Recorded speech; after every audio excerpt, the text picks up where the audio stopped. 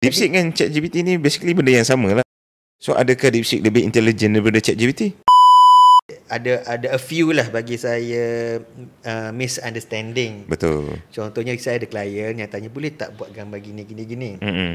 Saya kata bukan tak boleh, tapi kadang-kadang certain image ataupun reka bentuk tu kita kena train. Okay. Maksudnya kita kena database. Contohnya macam kita kalau kita pakai Flux, kita ada satu sistem canaan gambar yang kita boleh pasang sendiri dekat CPU hardware kita. Okay. Dan data ni kita tak kongsi dengan luar. Oh, okay. Ada.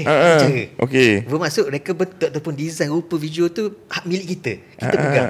Tapi kita copyright tu under kita lah. Tapi kita kena train lah.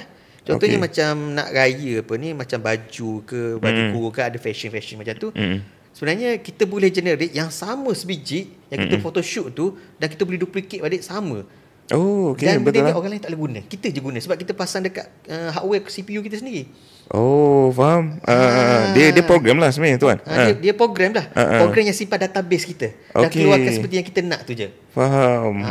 Macam ada orang klien dan banyak gue share kat klien. Saya dah buat dah sistem AI. Kadang apa yang dikata sistem AI tu sebenarnya apa yang dia masukkan modul ataupun agent AI di bawah DeepSeek ataupun ChatGPT. Okay, DeepSeek kan ChatGPT ni basically benda yang sama lah sebenarnya. Benda yang sama. Cuma jenama yang berbeza. Dan daripada negara yang berbeza, data yang berbeza. Dan cara di-train data pun ada berbeza.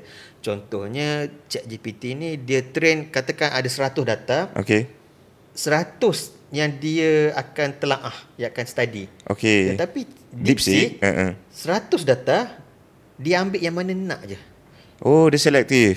That's why dia lebih cepat dan dia lebih senang direct kepada jawapan kita. So adakah DeepSeek lebih intelligent daripada ChatGPT? Buat masa sekarang? Buat masa sekarang bagi saya dua-dua ni sama je. Sama je. Cuma adaptasi cara learning dia tu je. Oh, okay. Tapi bagi kita end user, kita nak output je. Betul.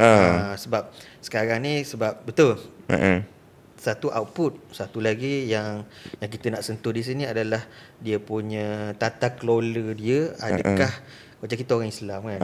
Okay, contohnya saya suka bagi contoh kes yang saya jumpa lah. Saya baru jumpa 2 hari lepas dalam TikTok. Okay.